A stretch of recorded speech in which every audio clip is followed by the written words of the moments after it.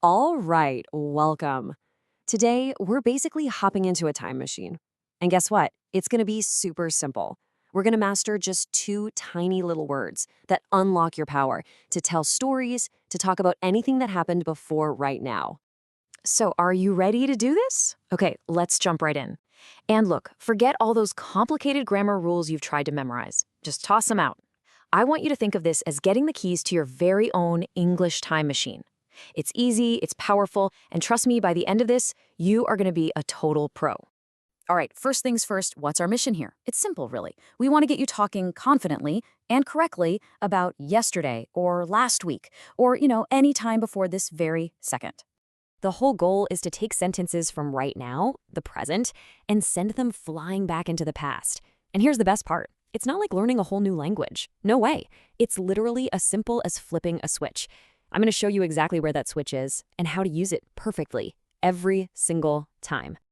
Okay, let's head over to the control panel of our time machine. This is where the magic happens. And you know what? It all boils down to just two magic words. That's it.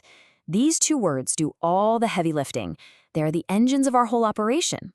So check this out. This table right here, this is the main engine. And it is so much simpler than you think. Just look.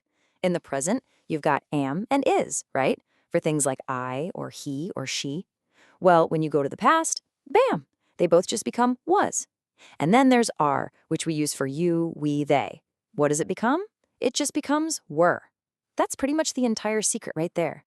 And hey, I've got a great little memory trick for you. Check this out. Was ends in an S, just like is. So if you use is now, you're going to use was for the past. See? He is happy. He was happy. Easy, right? And you guessed it, there's a trick for the other one too. Were has re in it, just like are. It even kind of sounds the same, right? Are, were. That's your clue for you, we, and they. They are here, they were here. You've got this. All right, enough theory. Let's take this time machine for a spin. What do you say? Let's see how these little word switches work with some real sentences, talking about where people were, how they felt, and even who they used to be. Okay, first up, location. Right now, in the present, she is at school. Simple. But what if we want to talk about last night? Well, our time machine kicks in. Is flips to was. She was at school last night. Done. So easy. And guess what? It works the exact same way for feelings. Right now, maybe you're thinking, I am hungry. That's about this very moment. But what about an hour ago? You just flip that switch again. Am becomes was. I was hungry an hour ago. Now you're describing a feeling that's in the past. This one's really cool because it shows how we talk about who people are or who they were. Look at this. Today, they are doctors. Okay, great. But let's fire up the time machine and go back to 2010. Were they doctors then? Nope. Back then, they were students. See how are becomes were to talk about their identity in the past? It's like telling a little story. Okay, you've mastered the basics. Ready for some of the more advanced controls on our time machine? Let's talk about how to say no or ask a question about the past. And I promise, it's just as simple. So making a negative, saying no about the past, the best part is it works exactly like you'd think. You just add the word not right after was or were.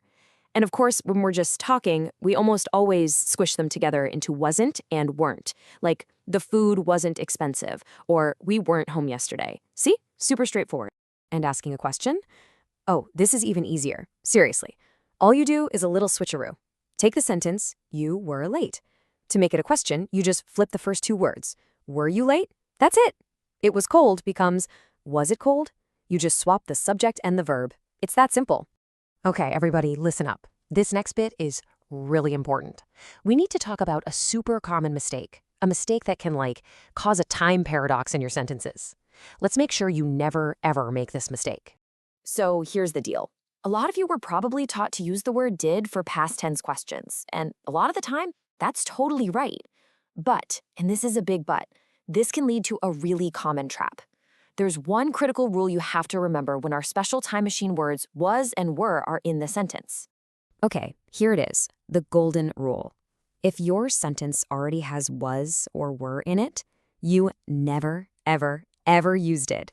Got it? They cannot be in the same sentence together. Think of them like rival time travelers. Only one gets to be in charge. So you would never say, "Where did you be yesterday?" No, you just say, "Where were you yesterday?" That's the correct way. All right. You've learned the controls, you know how the engine works, you even know how to avoid a time paradox, so I think you're ready to fly this thing by yourself. Let's do a quick little quiz to make sure. Okay, first one. Have a look at this sentence. The big clue, the key word, is last night. That's our signal that we're in the past, right? So, which word do you think we need here? And the answer is was. Of course it is. I was tired last night. That phrase, last night, told you everything you needed to know. See? You're totally getting this. Awesome job. Let's do one more. Okay, next question. The subject is we, and our time keyword is yesterday. So which word are you going to choose? Don't forget that little memory trick, the are and were connection. Yes, perfect. The answer is were. We were in Tainan yesterday. You have officially piloted your English time machine into the past. See, I told you it was straightforward. You've totally got it. So there you have it. You've just mastered a really crucial piece of English. And look, this isn't just about grammar or passing some test. This is about unlocking a new power, the power to share your memories, to tell your stories, to really connect with people about your life.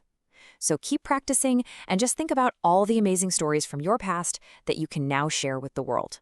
Fantastic work.